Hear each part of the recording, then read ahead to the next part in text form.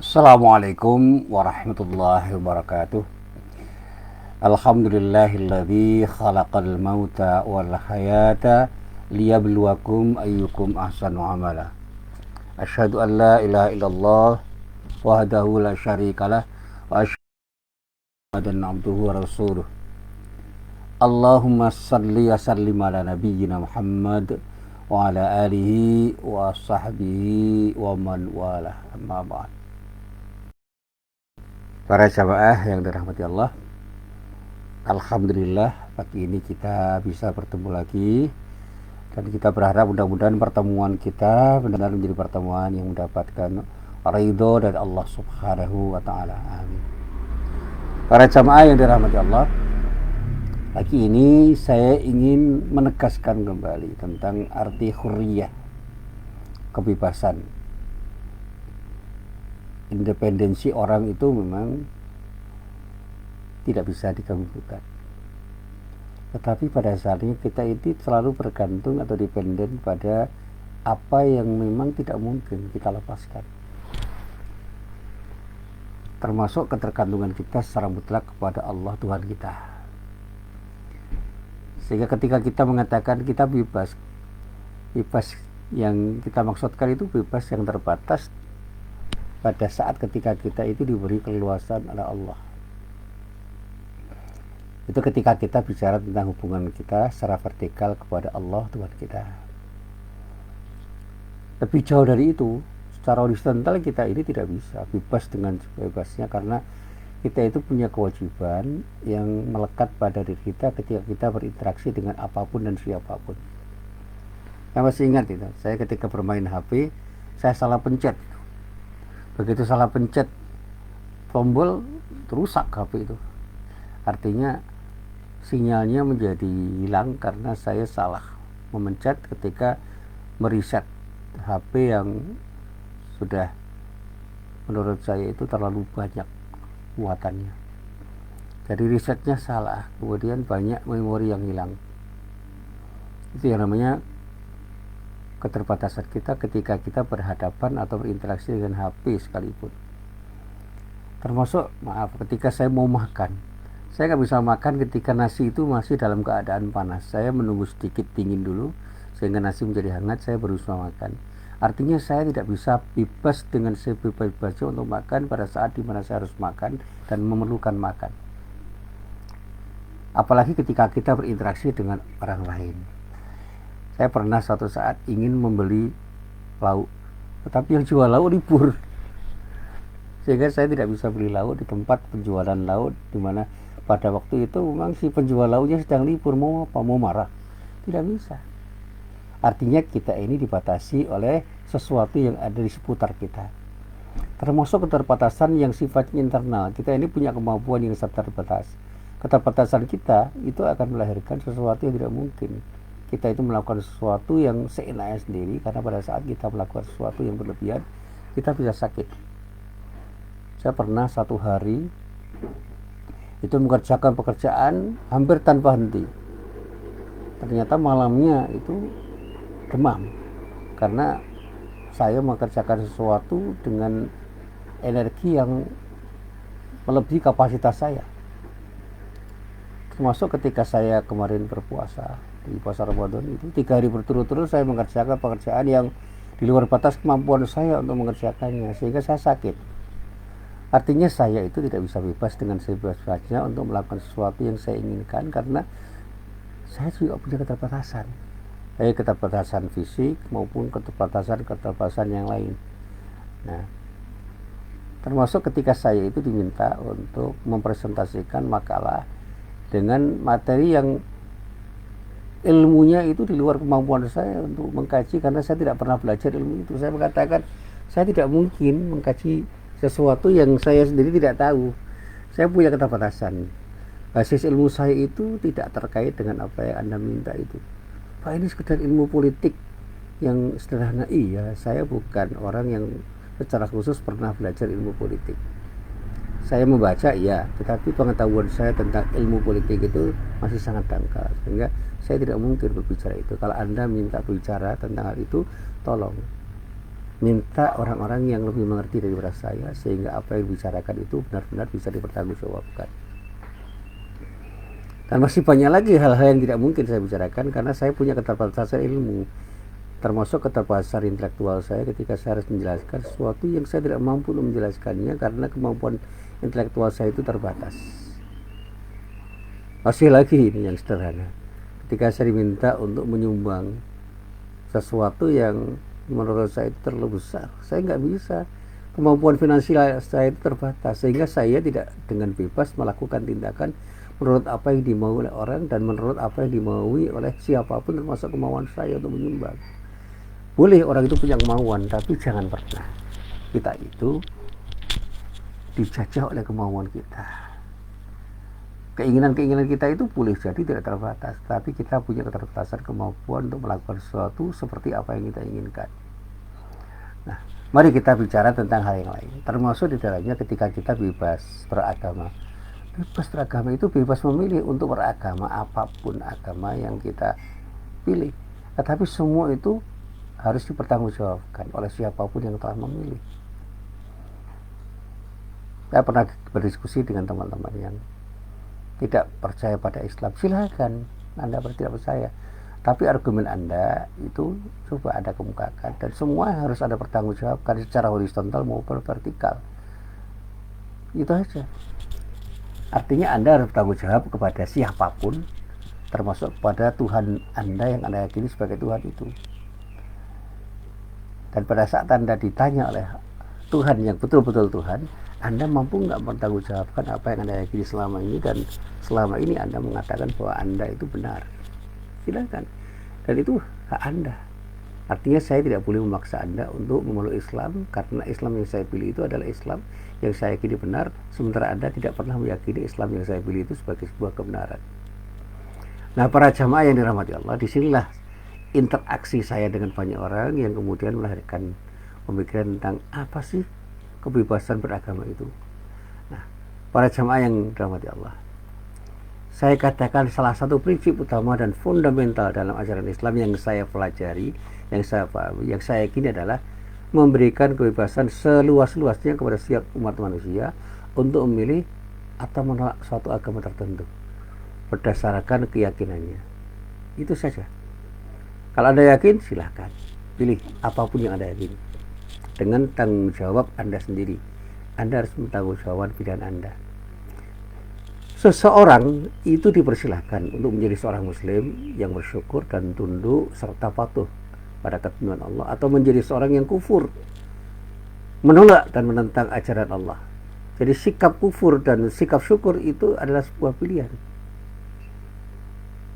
Dan ini dinyatakan sendiri oleh Allah dengan tegas di dalam firman-Nya di dalam surah Al-Insan ayat 3. Di dalam ayat itu Allah berfirman, "A'udzubillahi minasyaitonirrajim. Inna hadainahus sabila imma syakiran wa imma kafura." Sesungguhnya kami telah menunjukinya jalan yang lurus. Ada yang bersyukur, ada pula yang kufur. Jadi orang yang bersyukur itu ada, orang yang kafir juga ada. Dan itu realitas yang bisa kita lihat di depan kita. Orang kafir ada, orang yang tidak kafir ada, orang yang beriman ada, orang yang tidak beriman ada, orang yang bersyukur ada, orang yang bersikap kufur ada. Itu saja. Bahkan ketika Rasulullah sallallahu alaihi wasallam memiliki keinginan kuat agar setiap orang beriman kepada Allah Subhanahu wa taala, menjadi muslim yang baik, dan bila perlu dengan sedikit pemaksaan dan tekanan, maka Allah langsung mengingatkannya dengan firman-Nya di dalam surat Yunus mulai ayat 99 sampai ayat 100. Dikatakan di dalam firman-Nya itu, "Walau syaa rabbuka la amana ma fil ardi kulluhum jami'a afa anta tukrihun nasa hatta yakunu mu'minin wa ma kana nafsin an tu'mina illa bi idznillah wa taj'alur rijsa 'alal ladina la yaqilun." Dan jikalau Tuhanmu mengendaki, tentulah beriman semua orang yang di muka bumi ini seluruhnya tanpa kecuali. Maka apakah kamu hendak memaksa manusia supaya mereka menjadi orang-orang yang beriman semuanya, dan tidak ada seorang pun akan beriman kecuali dengan izin Allah. Semua itu biiznillah, dengan izin Allah, dan Allah menimpakan kemurkaan kepada orang-orang yang tidak mempergunakan akalnya. Dan ini adalah firman Allah yang tegas menyatakan bahwa Allah tidak menghendaki sesuatu yang memang tidak dikehendakinya. Artinya apa? Ada kebebasan Allah untuk berkehendak. Sementara kita itu tidak bebas berkehendak. Karena apa? Kita dibatasi oleh kehendak Allah. Tetapi kalau kita itu ingin melawan kehendak Allah, silakan. Tapi akibatnya ya kita tanggung sendiri. Tapi sekali lagi, kita tidak boleh memaksakan kehendak pada orang lain. Termasuk ketika kita harus memaksakan pada orang lain agar orang lain itu menjadi orang Islam. Tidak bisa. Menjadi Muslim itu pilihan, menjadi orang non-Muslim itu pilihan. Dengan pertanggungjawaban mereka sendiri-sendiri, dan Allah membebaskan. Tetapi Allah menyatakan akan menimpakan kemurkaan kepada orang-orang yang tidak menggunakan akalnya, karena akalnya tidak digunakan, akhirnya mereka memilih sesuatu yang salah. Dan keberimanan orang itu bagian dari hidayah Allah, dan kita tidak bisa memaksa orang untuk beriman. Di dalam firman yang lain yang sangat terkenal pada surat Al-Baqarah ayat 256 menyatakan Allah, la ikraha fid din qad tabayyana rusydu minal ghayy wa yakfur bit taghuti wa yu'min billahi faqad istamsaka bil 'urwatil wuthqa la fisama laha Allahu samiun alim. Tidak ada paksaan untuk memasuki agama Islam. Jadi untuk mulai Islam itu tidak ada paksaan. Sesungguhnya telah jelas jalan yang benar dari jalan yang sesat. Karena itu barang siapa yang ingkar kepada taghut dan beriman kepada Allah, maka sesungguhnya ia telah berpegang teguh kepada buhul tali yang amat kuat dan tidak akan putus. Dan Allah Maha mendengar lagi mengetahui. Dan ini adalah penegasan dari Allah. Kita tidak bisa memaksa dan tidak boleh memaksakan kehendak pada orang lain agar orang lain itu menjadi orang yang beragama Islam. Islam itu sudah jelas sebagai jalan lurus, tetapi jangan pernah Anda memaksa orang untuk memasuki jalan lurus itu ketika mereka tidak mau. Nah, keingkaran mereka kepada Allah itu akan berakibat buruk pada mereka. Tapi ketika mereka beriman kepada Allah dan ingkar kepada Tuhan-Tuhan selain Allah yang dipertuhankan oleh mereka, orang itulah yang akan dikatakan sebagai orang yang berpegang teguh kepada tali yang kuat yang tidak akan pernah putus. Dan disinilah Allah itu akan memberikan yang terbaik pada orang-orang yang memilih jalan yang benar ketika Allah menjelaskannya kepada orang itu dan mereka menggunakan akalnya yang sehat. Nah, para jamaah yang dirahmati Allah, suatu saat ketika Rasulullah SAW dan para sahabatnya menguasai kembali kota Makkah dalam peristiwa Fathu Makkah setelah berhijrah ke kota Madinah selama kurang lebih 10 tahun, kurang lebih. Dan pada saat itu kaum musyrikin Makkah sudah tidak memiliki kekuatan apapun untuk melawannya, padahal dulunya ketika mereka berkuasa sangat kejam terhadap Rasulullah dan para sahabatnya, beliau tetap memberikan kebebasan seluas-luasnya kepada mereka untuk tetap menjadi kafir atau menjadi muslim. Beliau bersabda, kalian bebas merdeka di muka bumi ini, tidak ada kedengkian dan hasud di antara kita. Tetapi apa yang terjadi? Ternyata dengan kebesaran jiwa beliau tersebut yang merupakan refleksi dan manifestasi dari ketinggian ajaran Islam, mereka semuanya secara sadar dan sukarela mengucapkan 2 kalimat syahadat dan menerima Islam sebagai agama yang mereka peluk. Jadi mereka tidak dipaksa untuk masuk Islam, mereka menerima dengan sadar dan sukarela.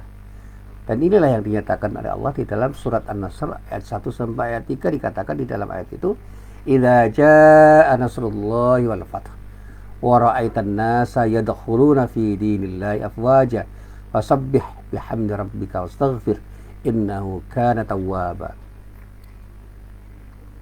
Apabila telah datang pertolongan Allah dan kemenangan dan kamu lihat manusia masuk agama Allah dengan berbondong-bondong, maka bertasbihlah dengan memuji Tuhanmu dan mohonlah ampun kepadanya. Sesungguhnya Dia adalah Maha menerima taubat. Nah, sekali lagi para jamaah yang dirahmati Allah, kebebasan dan kemerdekaan yang seluas-luasnya ini dinyatakan Allah agar pilihan-pilihan orang itu benar-benar merupakan pilihan berdasarkan keyakinan mereka sendiri, agar pilihan-pilihan agama dan keyakinan tersebut menghasilkan satu tanggung jawab yang kuat. Setiap orang didorong untuk melaksanakan ajaran agamanya dengan murni dan konsekuen, tanpa mencampur adukkan satu agama dengan agama yang lain atau satu keyakinan dengan keyakinan yang lain. Nah, ketika seorang mengucapkan 2 kalimat syahadat dan menjadi muslim, maka ia memiliki kewajiban untuk merealisasikan keislamannya di dalam kehidupan nyata sehari-hari, baik ketika berhubungan secara vertikal dengan Allah maupun secara horizontal dengan sesama manusia, bahkan juga dengan alam semesta. Nah, ketika sekelompok kaum muslimin di zaman Abu Bakar secara sadar dan sengaja tidak mau mengeluarkan zakat, misalnya Abu Bakar sebagai khalifah pertama ketika itu langsung berkata, demi Allah, saya akan memerangi orang yang memisahkan kewajiban sholat dengan kewajiban zakat. Itu adalah kebijakan seorang pemimpin pada waktu itu. Karena apa? Di Tenggara akan ada dampak negatif ketika tidak ada tindakan yang tegas. Meskipun kita tahu bahwa ini adalah bagian dari sikap Abu Bakar ketika menerima usulan dari para sahabatnya termasuk Umar bin Khattab. Ini usulan-usulan ini ada diskusi di kita itu. Diskusinya luar biasa. Dan perbedaan pendapatnya luar biasa waktu itu. Tetapi Abu Bakar memilih, saya akan memerangi orang yang memisahkan kewajiban salat dengan kewajiban zakat. Waktu itu Umar dan lain-lain pun sebenarnya gampang. Karena apa? Tidak ada perintah Allah dan Rasulnya untuk itu. Tetapi demi kemaslahatan, maka kemudian Abu Bakar memilih untuk mengeluarkan kebijakan seperti ini. Dan akhirnya Umar juga mengerti kok, karena apa? Pada diskusi ya, artinya kecerdasan Umar sebagai seorang yang cerdas itu melihat bahwa kebijakan Abu Bakar itu sebuah pilihan yang cerdas. Dan inilah yang kemudian dikatakan dalam kajian-kajian fikih, Umar itu adalah orang yang mendukung gagasan Abu Bakar ini. Karena apa? Demi kemaslahatan memang harus ada sikap dari pemimpin untuk bisa melakukan tindakan untuk kepentingan masyarakat. Nah, ketegasan ini sangat diperlukan agar orang-orang tidak mempermainkan pelaksanaan ajaran Allah berdasarkan kepentingan-kepentingan pribadinya atau berdasarkan dorongan hawa nafsunya. Tanpa bimbingan wahyu, orang akan sesat. Oleh karena itu, orang harus dibimbing. Sebab hakikat keislaman dan keimanan seseorang itu bukan semata-mata ditentukan oleh pengakuannya, tetapi akan ditentukan oleh keikhlasannya di dalam menerima dan mengamalkan ajaran Allah. Dan hal ini yang dinyatakan oleh Allah di dalam surat An-Nur ayat 51 sampai ayat 52. Jadi ketegasan dari Abu Bakar itu luar biasa agar orang itu tahu bahwa ketika Anda sudah berislam, Anda punya kewajiban untuk melaksanakan apapun yang harus Anda laksanakan sebagai seorang muslim. Nah, ketika Anda berislam dan Anda tidak melaksanakan keberislaman Anda itu seperti apa yang diwahyukan oleh Allah, maka Anda dikatakan salah dan harus diingatkan. Dan pemimpin itu boleh bersikap dengan sikap yang tegas agar kemaslahatan itu muncul, tumbuh di masyarakat sebagai bagian dari cara orang untuk melakukan tindakan-tindakan yang tepat di dalam membangun keberadaban orang ketika harus berislam secara tepat. Saya pernah mendengarnya begini. Kebijakan Umar bin Khattab misalnya dan juga Abu Bakar itu memang kadang-kadang tidak selaras dengan apa yang secara tekstual dinyatakan oleh Rasulullah. Tapi begitu saya melihat inilah cara berpikir Umar dengan kerangka maqasid syariah, dan disinilah kemudian kita paham bahwa di dalam pelaksanaan ajaran Islam kita harus sadar bahwa pada saatnya kita harus melakukan tindakan-tindakan yang tepat untuk melakukan tindakan-tindakan yang selaras dengan kepentingan ruang dan waktu. Di dalam Al-Quran surat An-Nur ayat 51 sampai 52 dinyatakan, innama kana qaulal mu'minina idza du'u ila Allahi wa rasulih liyahkuma bainahum ay yaqulu sami'na wa ata'na wa ulaika humul muflihun wa may yuti'illah rasulah wa yakhshallaha wa yattaqi fa ulaika humul faizun. Sesungguhnya jawaban orang-orang yang beriman bila mereka dipanggil kepada Allah dan Rasulnya agar Rasul menghukum atau mengadili di antara mereka, ucapan mereka itu sami'na wa ata'na, kami dengar dan kami patuh. Dan mereka itulah orang-orang yang mendapatkan kebahagiaan. Dan barang siapa yang taat kepada Allah dan Rasulnya dan hanya takut kepada Allah dan bertakwa padanya, maka mereka adalah orang-orang yang akan mendapatkan kemenangan. Di sini dikatakan dengan tegas, wa may yuti'illaha wa rasulah wa yakhshallaha wa yattaqi fa ulaika humul faizun. Ini penegasan.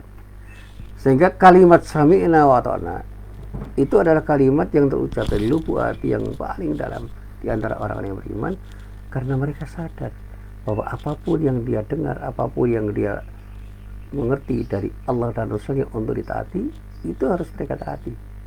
Tetapi bukan berarti semua itu menutup pintu ijtihad atau kreativitas, karena Islam itu adalah agama yang mendorong umatnya untuk selalu berpikir menggunakan akalnya seoptimal mungkin.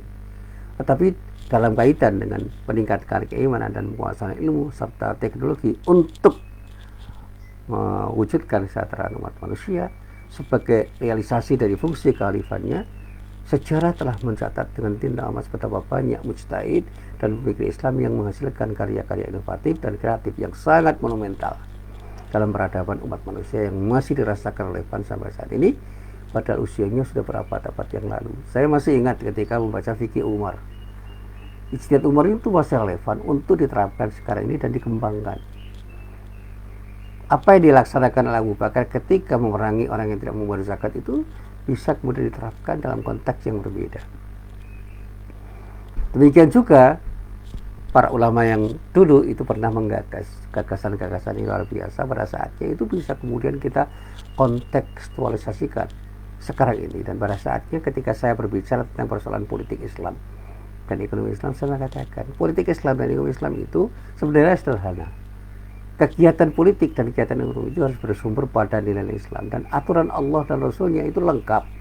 Cuma bagaimana kita menerjemahkan kembali aturan Allah dan Rasulnya itu menjadi sebuah tindakan yang tepat, yang di dalam kaitannya dengan gagasan dari Pak Kunto Wijoyo, harus ada kemampuan untuk melakukan objektifikasi Islam. Bagaimana Islam yang tekstual itu menjadi Islam yang wawancara, karena pada saatnya Islam itu harus diterima sebagai sebuah kenyataan yang relevan untuk diterapkan dimanapun dan kapanpun pada siapapun, termasuk di dalamnya ketika kita bicara Islam sebagai rahmatan lil alamin, itu Islam harus menyejarah menjadi kehidupan yang nyata di antara orang-orang Islam dan orang-orang non-Muslim ketika mereka berinteraksi di dunia, sehingga mereka non-Muslim itu bisa jadi tidak memeluk Islam secara formal, tapi mereka bisa berislam bersama-sama dengan orang Islam ketika berinteraksi di antara orang-orang yang memang berinteraksi di antara mereka yang berbeda agama.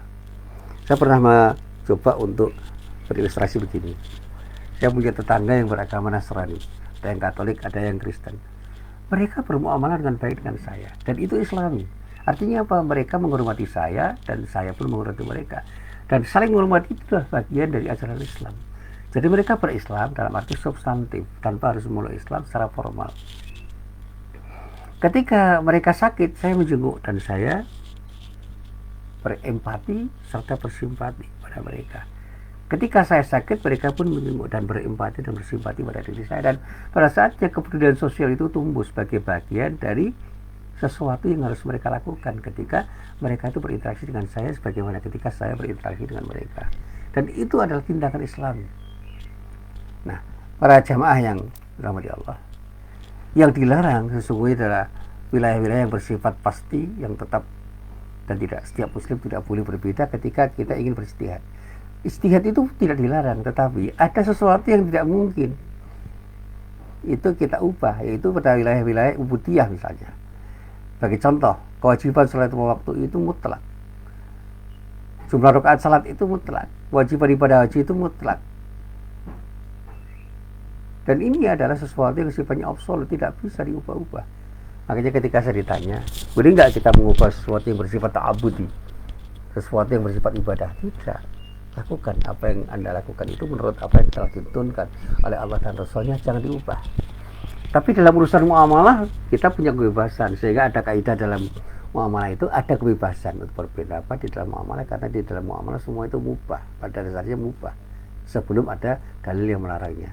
Al aslu bil muamalati al ibahah, di dalam hal yang terkait dengan muamalah semua itu mubah hatta yadullat dalil ala tahrimiha, sehingga ada dalil yang mengharamkannya. Nah, pada saat itu kemudian saya mengatakan, di dalam kegiatan ekonomi semua bisa kita lakukan selama tidak berseberangan dengan prinsip-prinsip Islam, prinsip-prinsip yang ada di dalam syariat Islam, termasuk di dalamnya apa yang sudah tertera di dalam Al-Quran dan Sunnah yang tidak mungkin kita salahi.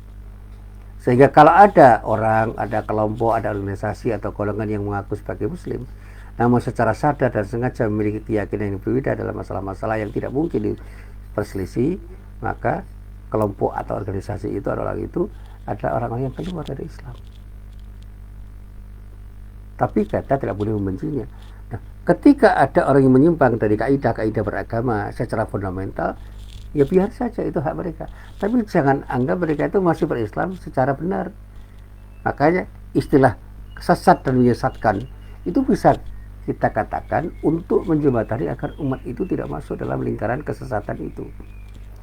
Saya pernah ditanya, nah, fatwa MUI tentang aliran sesat itu boleh nggak kita kembangkan? Saya katakan, apa yang dilakukan oleh para ulama di MUI itu adalah sesuatu yang dipakai oleh MUI untuk menjembatani agar orang itu tidak terjebak pada kesesatan. Kaidahnya maslahah. Jadi mereka harus berkata begitu.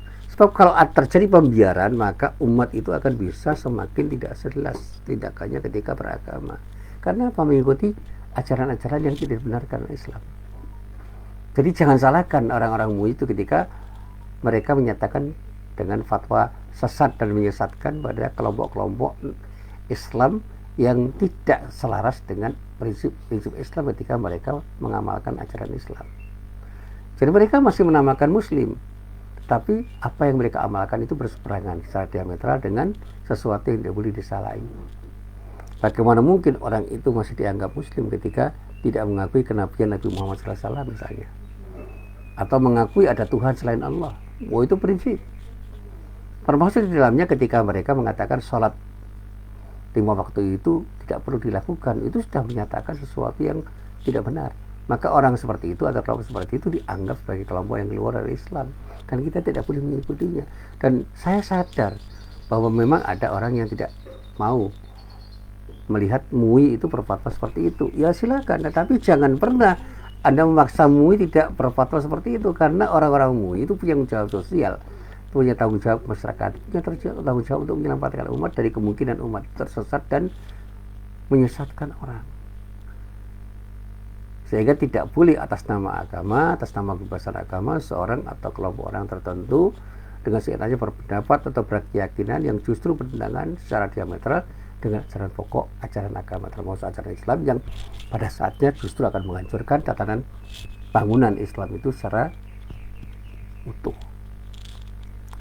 Ada hal yang fundamental yang tidak bisa disalahi, dan inilah yang selalu saya sampaikan.